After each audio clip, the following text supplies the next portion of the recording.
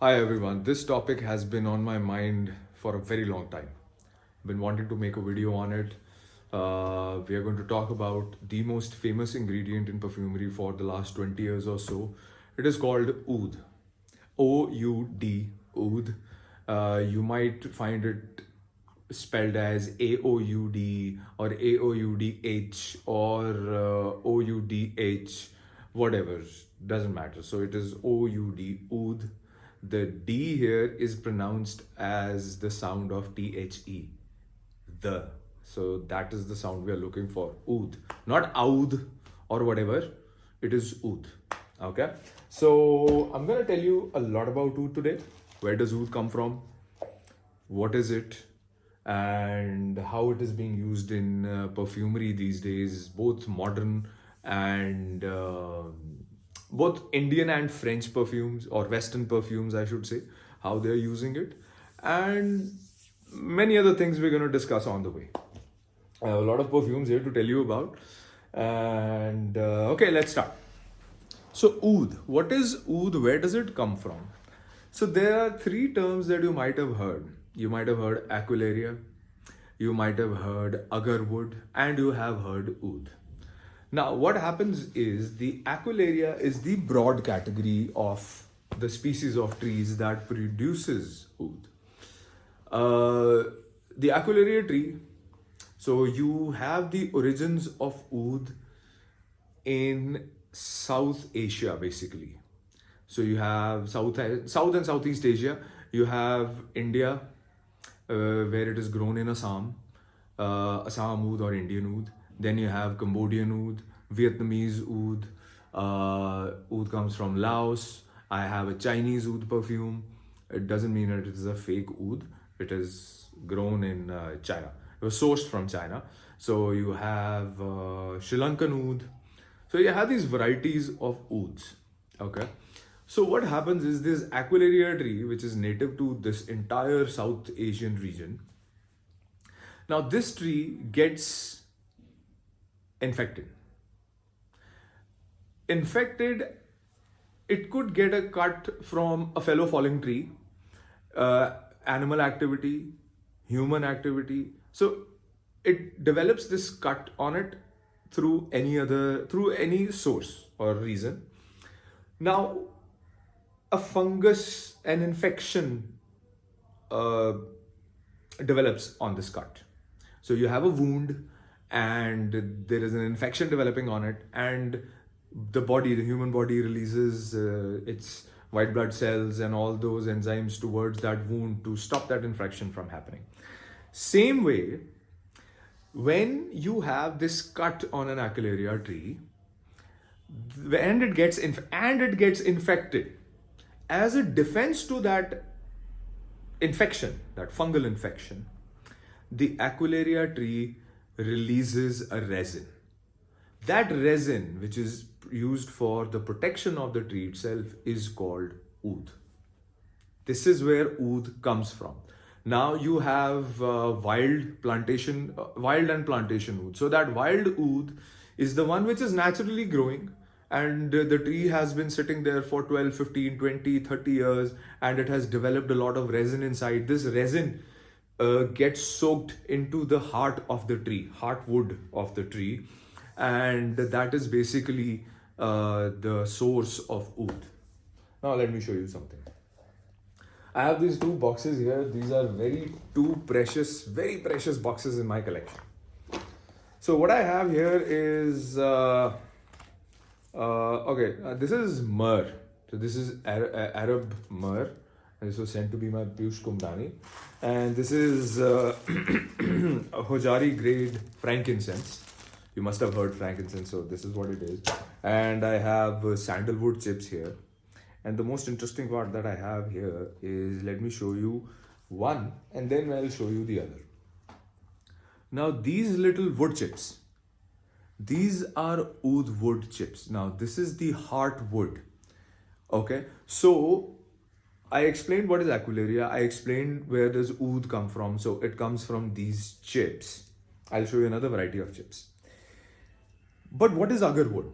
Now, when the Aquilaria tree has been infected and the sap has filled the heartwood with oud, the heartwood is filled with the oud resin, the rest of the tree, the infected tree without that oud resin is agarwood.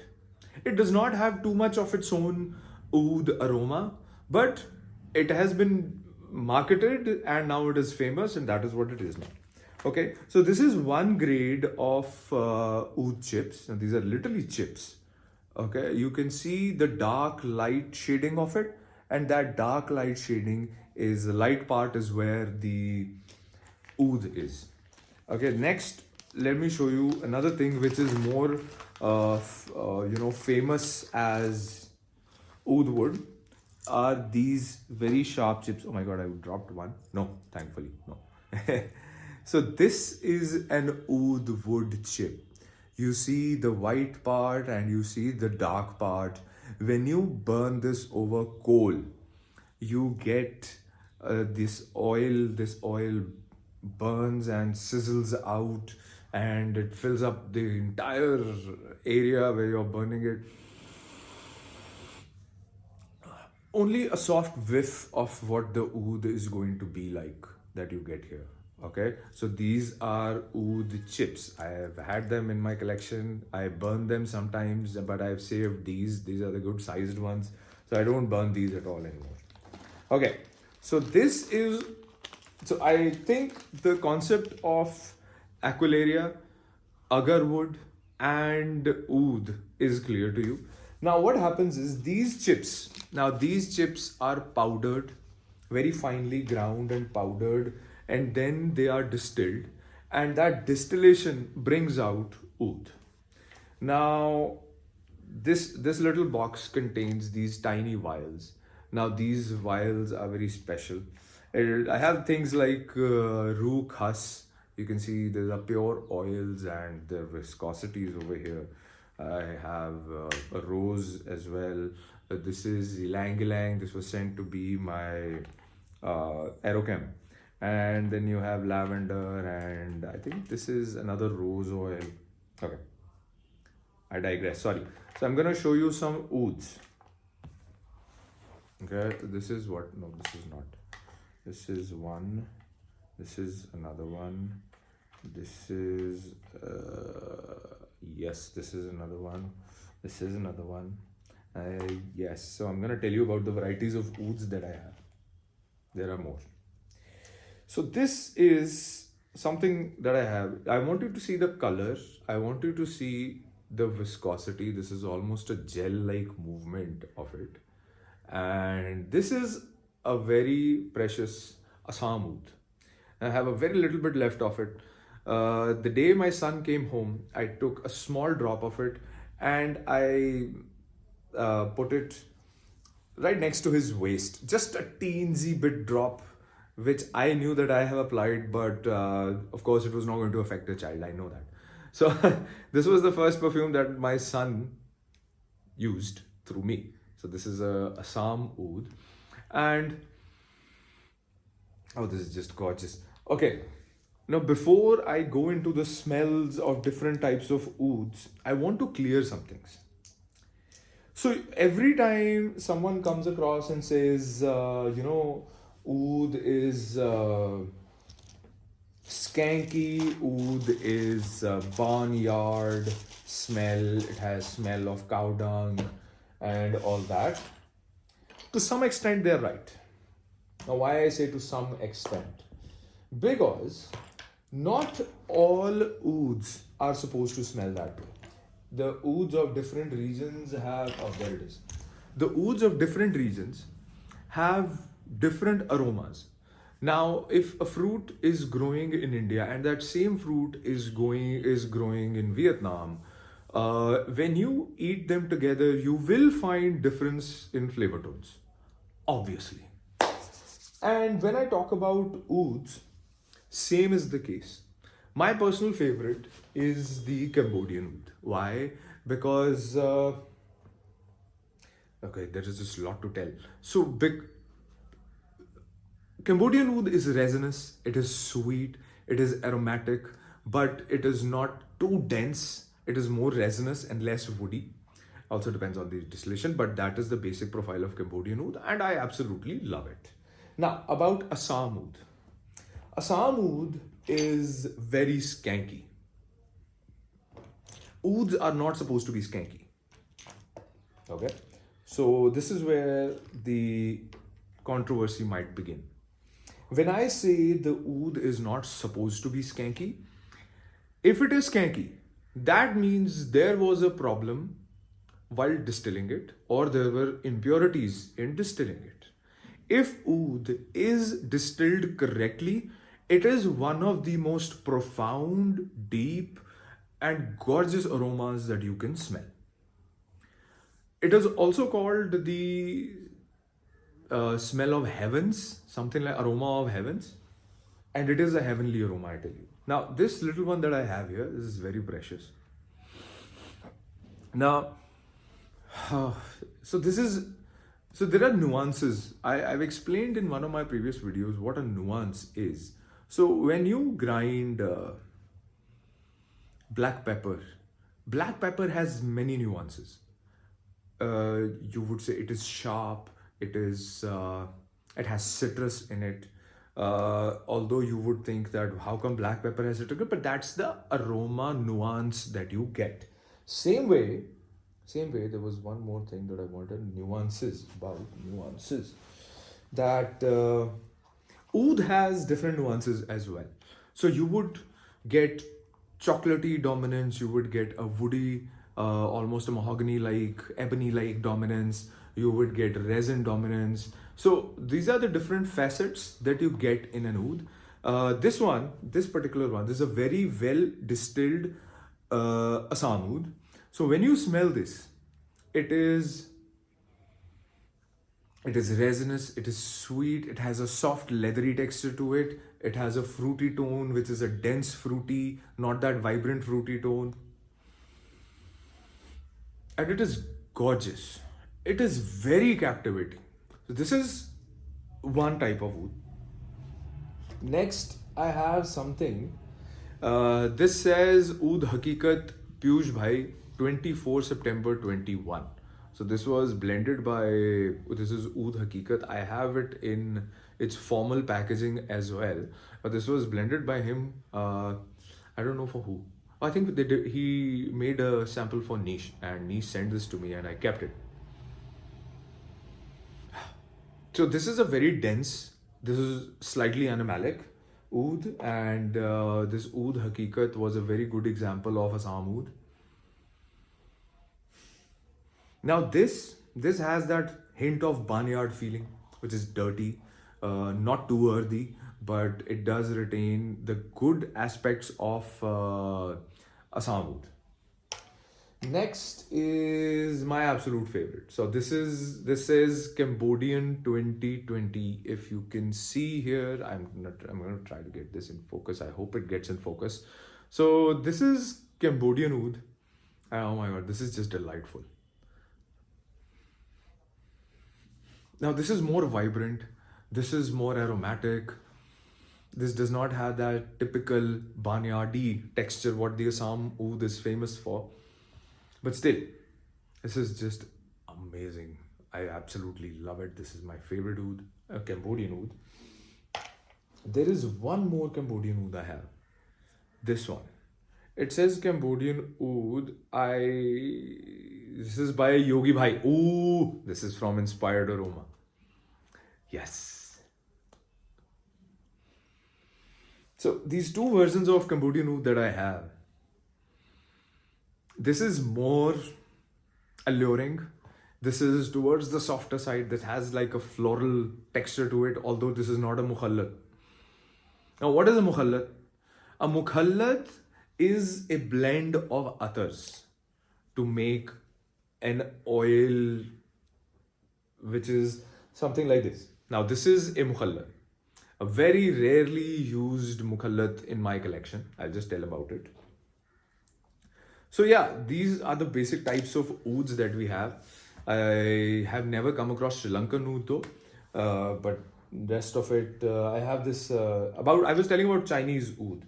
Now, Arij's Le Dore is a very well-known brand in artisan perfumery. He's an independent perfumer. So he came out with this gorgeous wooden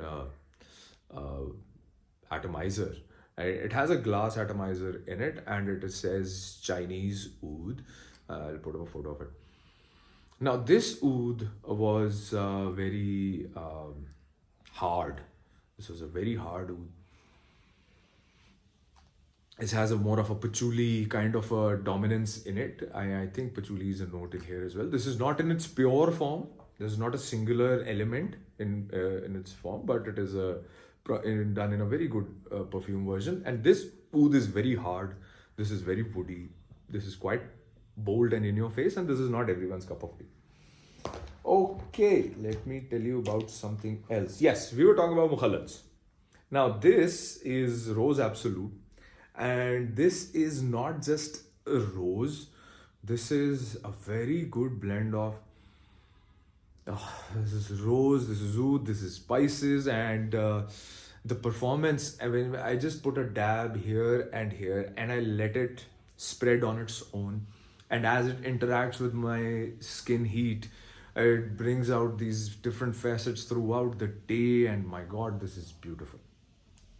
As we move forward towards the use of these in perfumery, I want to tell you about synthetic oud. Now, oud is a very expensive ingredient. These tiny things can cost up to 25, 30, 50, 60,000. Something like this in its pure form. This is, don't even ask. And I have this triple distilled oud by Afia. Now, this is a Assam oud. And this is again a very fine quality of Assam oud, which the triple distilled aspect shows in its cleanliness of it. But this is a barnyard heavy oud. I think this will require aging. And this little while, I think this is around, this was about 20,000 or something. So this is again something very brilliant. And this is another very special one. This is, I cherish this a lot. And this had come to me from Bombay. Sir has a great energy, Yunus Perfumes. And please look how much of it is left with me. Yunus Perfume sent me this, and oh, even the cap is kind of sticky. And again, this is that resinous aspect of clean oud that will just capture you. Oh my God, this is almost a dry fruit kind of a texture in here. I get a soft facet of that. Brilliant, absolutely brilliant. Okay, so talking about the most expensive oud, and to my nose, I'm not challenging the brand. Please, I want to clarify, I'm not challenging the brand. To my nose, this is a blend of natural and synthetic kinam. And this kinam came from Hassan Oud. Now, Hassan Oud is an Indian brand. This is from their first generation of launches. They launched a number of others, and I think a couple of them were named after the respected father of Mr. Hassan and respected mother of Mr. Hassan, and those two others were fantastic as well. But he gave me a choice, and I picked up Kinam. Wow. So when you smell proper oud, you just want to keep smelling it.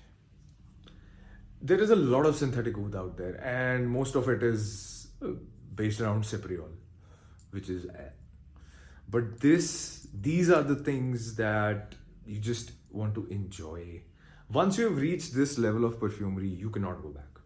I hear a lot of people talking about me. Oh, I love oud. Oud. Oh yaar, sheikh oud lagate hain na. Oud. Sheikh have nothing to do with oud. It is not their native perfume. Please understand, the entire Central Asia is nothing but a trade route between the East and the West. And when I say West, I mean Europe. So whatever things were getting traded were going via them, and they made things their own. Even today, there are people in India, there are people like Afia, and there are many people sitting in Kannauj, Assam. Ajmal has an entire oud plantation in Assam. These are the people who are exporting oud to the Middle East. Please be clear, oud does not come from Middle East. Oud goes to Middle East, and it goes to them from countries like India. It is your heritage. Oud is Indian heritage. Oud is the heritage of the Southeast, not the Middle East. They made it their own because they could, because it was very expensive and it was better to sell it than to consume it. Right? Indians made a profit out of it. They're still making a profit out of it. It is not a Middle Eastern property. That was a little bit of a rant. Okay, now we are going to talk about perfumes being used in modern perfumery. And I've been waiting to say this for a long time here. Oud wood, Tom Ford's oud wood has no drop of oud in it. Done. Said it. They even tried to hire a person because this person was in possession of a very big oud wood piece. So they wanted to hire this person so that he could bring this piece of oud wood for photo shoot of oud wood when it was released. That person denied, and he was offered a lot of money and he denied. Okay, now that was another myth that I wanted to clear. Most of the modern perfumery uses synthetic ouds, and there is nothing wrong with synthetic ouds. So what is a synthetic material? The natural materials sometimes can be very, very expensive to source. They can be very rare and they cannot be widely used. And if they are, the cost of the perfume goes so high that it becomes unaffordable for the general public. Like Versace Oud Noir, it won't have any natural oud in it. Okay, so there are companies like Firmenich, there is Givaudan, and these are the companies that manufacture these compounds. And they have their oud alternatives. For example, there is a material called ambergris. Now, where does ambergris come from? Ambergris is vomited by a whale. Yes, you heard me right. Now, this rock-like looking piece floats up to the sea surface, and then it is taken by people, and then a little piece about this big would be sold for crores of rupees. And since it is such an expensive and such a rare ingredient, and that led to unethical whale hunting. So that is called unethical sourcing of a perfume ingredient. So it led to a mass whale hunting. It was extracted from the intestines of the whales and then sold in the market. But then companies like these developed ambroxan. Sauvage is not ambroxan dominant. Did not see that coming. So it uses ambroxan. Ambroxan has a clean, woody, soft, sweet, aquatic smell. It is not Dior Sauvage, what Dior Sauvage smells like. Please get this out of your head. Okay, so ambergris alternate is ambroxan. So you don't have to go keep hunting, and then you can again. And there are sometimes people say, oh, you use a perfume on skin and it will cause you cancer and all that. Okay, there is an authority, it is called IFRA, the International Fragrance Regulation Authority or whatever. That is what it is. And from time to time, it keeps revising ingredients which can be used, which cannot be used, which ones are carcinogenic, which are not, and which are harmful to skin or which are not. For example, linalool was a very famous ingredient which is now banned by IFRA, and they have alternatives of it. So the ingredient, basically the aroma doesn't die. You just find a alternate of it, right? That's why perfumery keeps evolving. You won't find the same perfumes which were found 50 years ago. You won't find those scent profiles with those natural tones because those natural tones are not permitted to be used anymore. Sorry. Things like deer musk. You don't use natural deer musk anymore.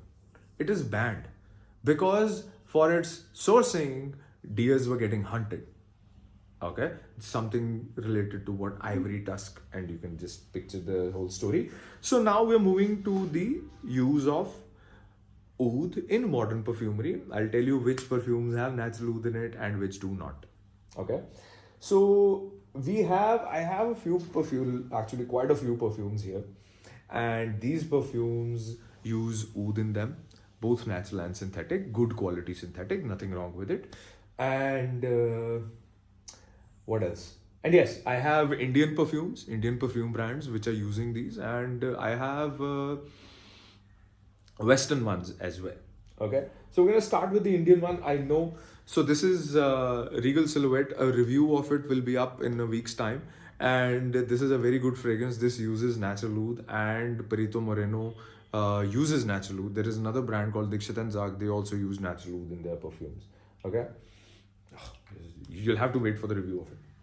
Okay, and another. Let me take out the Indian bottles first. This, and I'm going to tell you about the different combinations of oud perfumes and how they are used. So different oud profiles. This is very exciting. Okay, first and foremost, I'm going to tell you about Niche's Lux Oud. Now, Niche's Lux Oud. This is a sweet, woody, clean oud. There is a synthetic oud in here, but it is a high quality fragrance. So that is a good one. Okay, I'll tell you about that one later. So this is glazed oud. Glazed oud by Inspired Aroma. This is alt of Oud Satin Mood. Now, Oud Satin Mood by MFK is a gorgeous creation. It has oud, it has vanilla, and there is rose in there as well. So usually you would find a lot of oud rose perfumes. I am saying a lot of oud rose perfumes. In the last 20 years, I don't think any other combination has been abused in perfumery more than oud and rose. But oud, rose, and vanilla, this is my favorite scent, one of my favorite scents from MFK. But I am more than happy to use Yogi Bhai's creation here. Right. Okay. So there is another brand that came out, and this is Sherwood Perfumes. I don't use this perfume much because it is a very dense perfume, but what I absolutely love, this is like a gourmand oud. Now, what is a gourmand perfume? A gourmand perfume is something which is made of edibles or food items. You have desserts inspiring them, and you have food items, ice creams, all those things inspiring them, but things like these. Now, I think this has a resinous and sweet oud. This sweetness, I think there is some vanilla in the base. Could be vanilla in the base, and almost a fruity kind of a tone here. So this is a very good dry fruit. Yes, dry fruit is also spices. So excellent by Sherwood. A very cherished possession of mine. I use it very sparingly. So this was Inexplicable by Sherwood. And before I move on to the Western perfumery, I want to give you a transition. And this is the most special oud bottle in my collection. This is called Sensual Oud. Now, a gentleman sitting in Canada, Mr. Samir, he blended this perfume, and he sent me a sample of it with other creations. And as soon as I smelt it, I told him that whenever he comes out with this perfume as a release, I want the first bottle. And it was really sweet of him. It says first bottle for Jaskirat, and I'm very thankful. I've used it quite a bit. This is one of my favorite winter perfumes. And what this does is exactly what I've been telling about proper use of oud in perfumes. Now, this has natural ouds in it. There are 4 to 5 types of oud in here. There is a lot of spice in here. There are florals. There is resins. This is marvelous. This is one of the best oud perfumes that I've ever come across. And I sent a decant, that original decant that came to me, I sent that to a very big owner of retail perfumes in India. And he wanted to get this perfume in India. This is that very good. But this is not being manufactured anymore. But I sent it to him because he's very passionate about perfumes and I wanted to experience it. But I'm lucky. Okay, now moving on to Western perfumes. Now in Western perfumes, I have a few very good ones. I'm going to tell you this, and then we're going to go towards a very higher tier of oud perfumes. So first and foremost is Mathieu Premier's Oud 7. So why Oud 7? Now, what Oud 7 does, it uses the Assam oud, the Indian oud, but in a very small quantity and a very delicate way to blend it. The blend here is excellent. Now, this is a very proper Western iteration of what oud should be. This is where I like how the person in sitting in the West is trying to interpret this and how he would use it in a perfume, and this is just fantastic. Okay, so that is oud. This is leathery. This is aromatic, citrus kind of an aspect, as if birch is there. So that is one thing. Next, I have Across Sands by Replica. A fellow fragrance collector, Shraddha, Bank of Scents, introduced me to this perfume, and I just wanted it after that. That's it. It was so good. Three notes: dates, khajur, spices, and oud. Now, spices. There is a term used in perfumery. It is called accord. So sometimes you don't use the natural item because it has no smell, and you use different aroma chemicals like four, five, six, three or more. You bring them together and you create one smell, and that is an accord. For instance, leather accord, because leather cannot be distilled into a fragrance. Yes, we've seen the movie Perfumery. It doesn't work that way. It's not that simple. The science is right, but the procedure has questions in it. So this uses a spice accord. So different spices used with khajur, that sweetness of dates, and oud. Now, oud used here is a synthetic one, but a very good mild one, a sweet woody aspect to it. Gorgeous perfume. Very sorry. This again is another beauty. This is edition rare Fidelis by Stuares de Parfums. Oud, berries, coffee, and florals. This is sweet, this is dense, has a soft leathery texture to it. This is very good. Now, this is, again, there is one more perfume in this tier, and I want to show it to you. This uses natural oud. Definitely uses natural. This is one of my favorite perfumes, again, very sparingly used. This is Zanzibar by Zerjoff. And this is the older bottle design of Zerjoff. The Zanzibar, I hope, which is sold today, is still of the same scent profile. So this is again very, this is spicy, this is clean oud, but this is natural oud. This is dense. As it dries down, it shows that facet as well. Right. So we talked about Indian perfume houses using ouds. We talked about some niche houses using proper oud. Oh, there is one pending, like this one, Leighton exclusive by Parfums de Marly. I don't know if it uses natural oud, but this is a very good denser version of Leighton itself. Leighton is apple, it is fruity, it is aromatic, it has vanilla, it has spices. Oh, it's too good. But this one is, it has a watery accord in it, which is very good. Makes it slightly towards the easier side, but it has oud in it to create more density to Leighton, and I really like this perfume. Okay, so now we're moving to a very different tier of perfumes. Now, these are artisan perfumes which use a lot of naturals, and they are very unapologetic in their creations. These are not everyone's cup of tea, and this is a very high tier of perfumes. And the first one that I want to tell you about in here is Lost in Flowers by Strangelove NY, Christophe Lauderdale, or You Genius.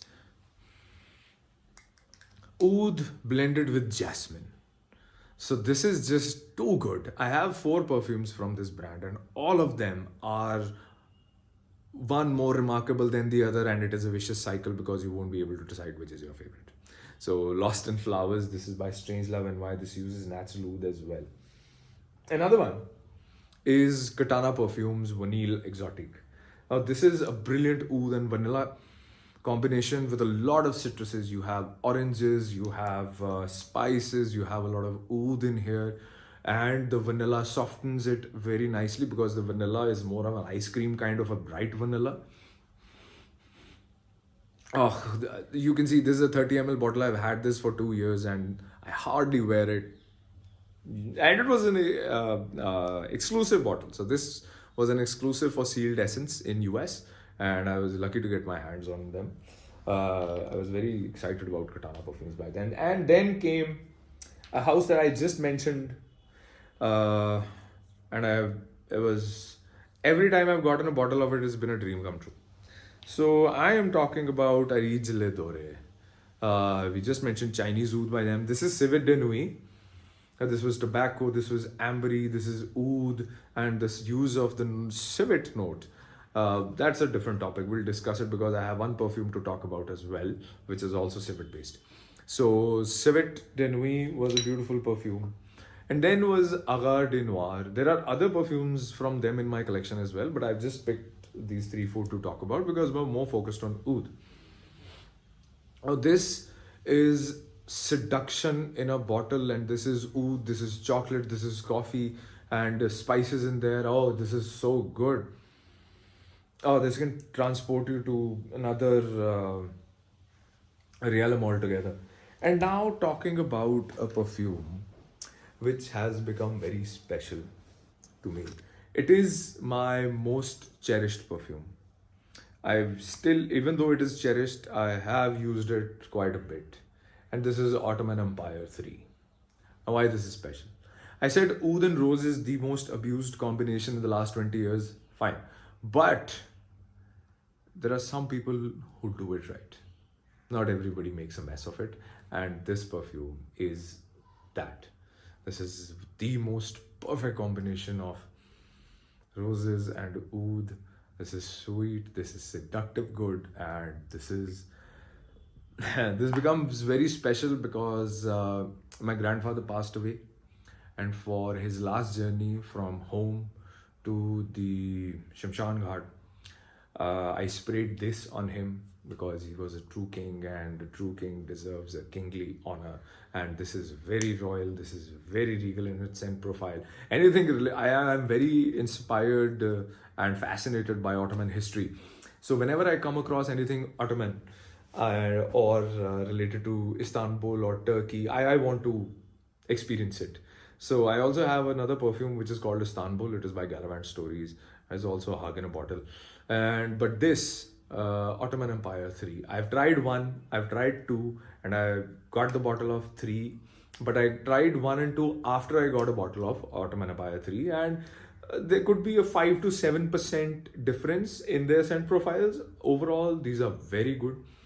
There's a lot of resin in here, there's a lot of spice, and that oud rose combination on top is just magnificent. Suleiman Le Magnificent level.